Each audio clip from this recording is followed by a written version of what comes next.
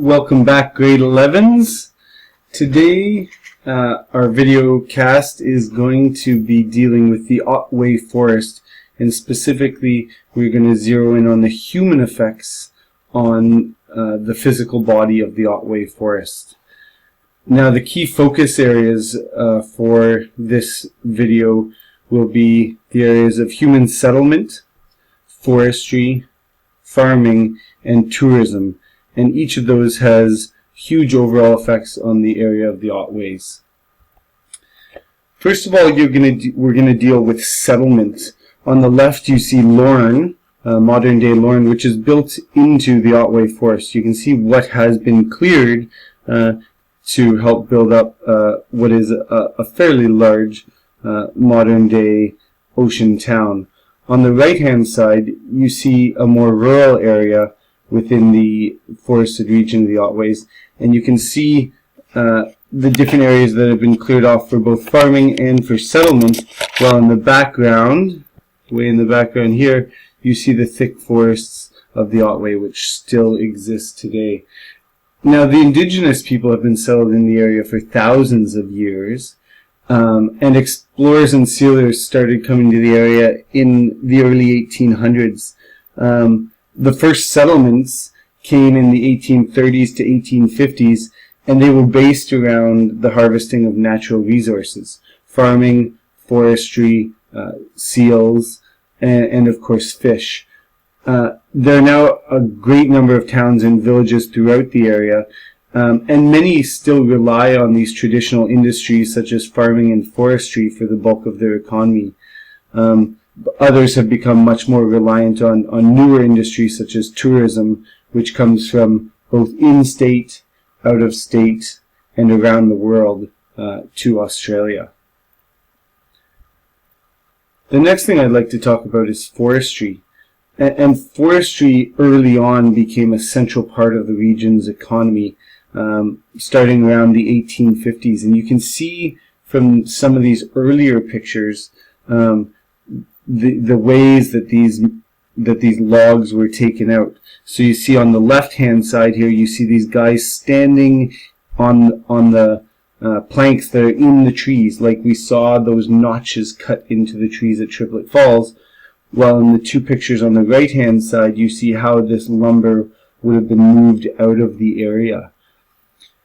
Now logs were taken out mostly by water from the area, from ports such as Apollo Bay and Geelong,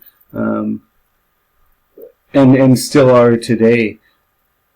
We saw that, such as the little operation in Triplet Falls, we saw that many of these old logging operations were fairly small in scale, but on the whole they employed a huge number of people and certainly took out large chunks of the original first growth forest. Now, these operations created a great deal of spatial change over that time. The Otways weren't necessarily clear-cut everywhere, but they were certainly thinned out with some of that old growth, first growth forest, and in some cases were completely cleared out for farming.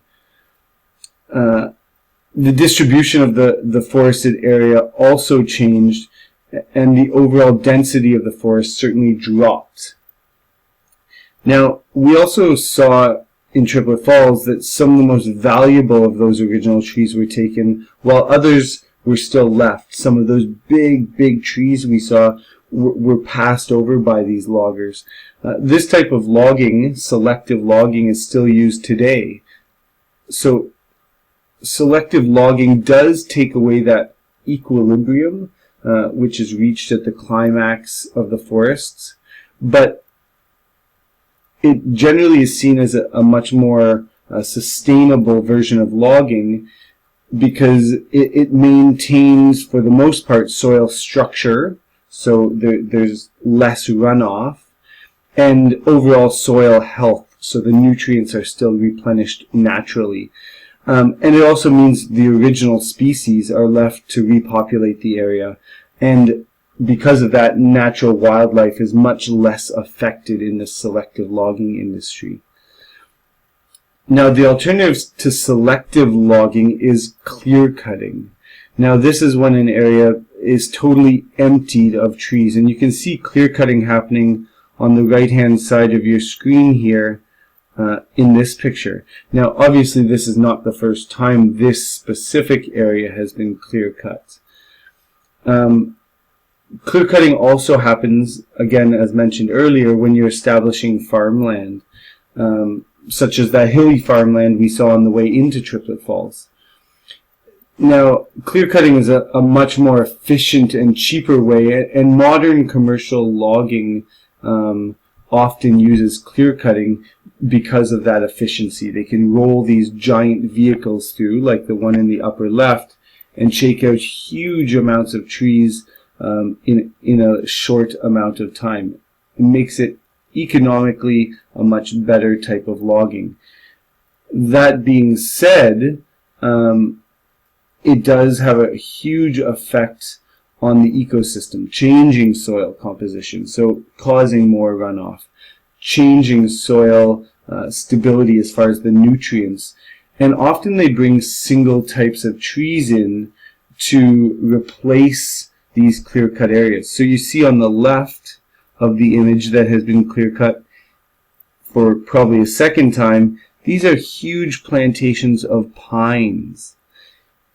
Here in the left bottom corner, you see a plantation of blue gums, and you can tell that by the straight lines in the forest.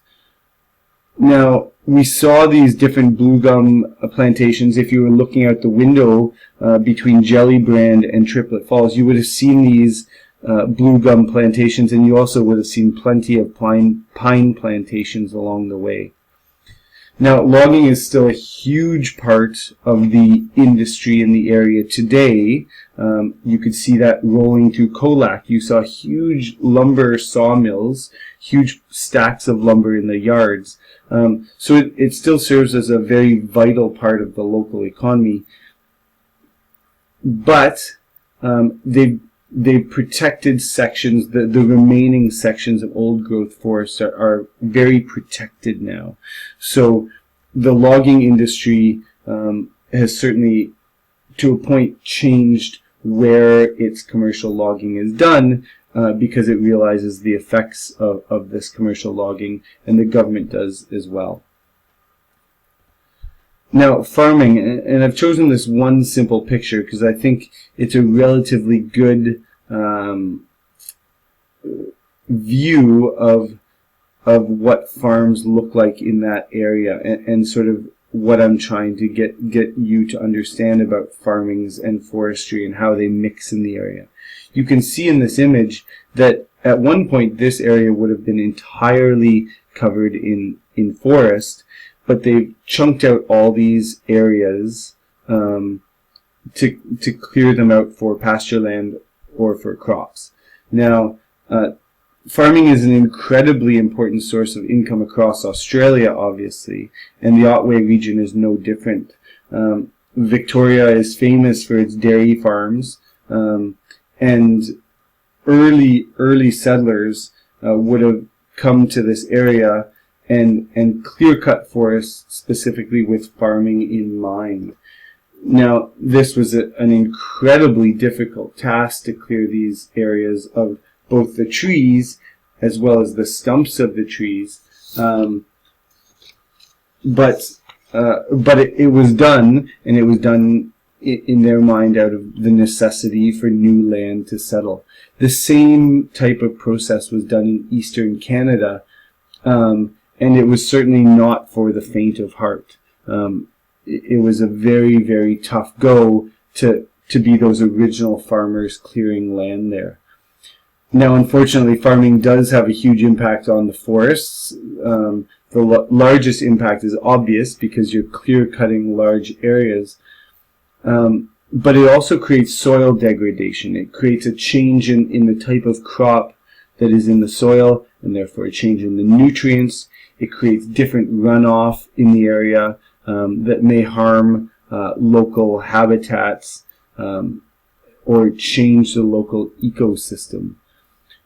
Now, rarely do these farmlands ever get reclaimed by secondary forest succession. because the land is just too valuable. That being said, it's interesting because some of the local farmers have actually taken to a sustainable harvesting of wood and planting of trees in the area to both supplement their income as well as to make the forestry industry a much more sustainable thing in the Otway region. Now, last and not least, we have to look at tourism in the area.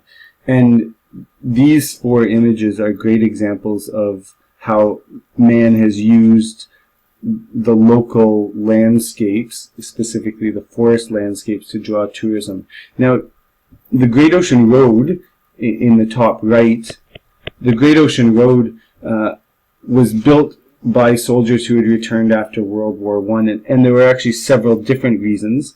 Number one, all these soldiers came back without jobs and they needed to be employed.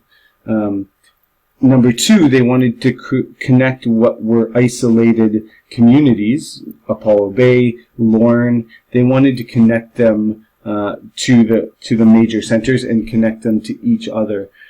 And it was also seen as a great monument to the fallen soldiers of World War I. But lastly, and it was actually the mayor of Geelong that said this, lastly, there was a big idea that building a road would promote a great deal of tourism in the area. And in the last few decades, with air travel becoming increasingly accessible, the beauty of the Great Ocean Road being known around the world, and this overall access along the Great Ocean Road has caused the amount of people traveling into the forests of the area to skyrocket. Now, the increased access has obviously been beneficial to the area, but there's also been some negatives. To build the road itself, there were sections of the coastal forest that needed clearing.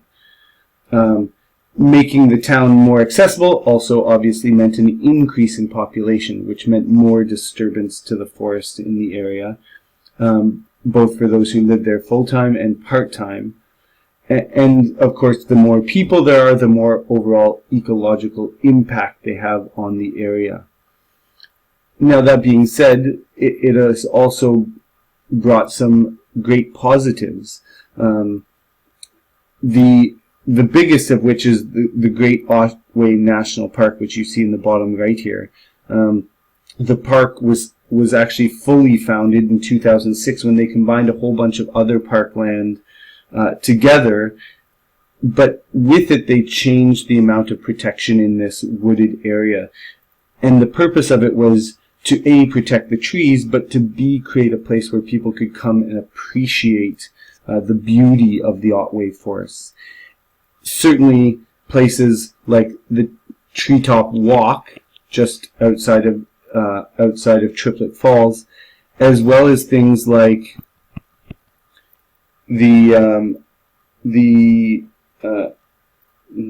all of a sudden forgotten the name. The Falls Music Festival, which is held in a big farmer's field in the middle of the Otway Ranges, as you can see in this bottom left-hand picture. I actually attended this in 2001, and it was a great spectacle, and it made me appreciate the beauty of the Otway forests.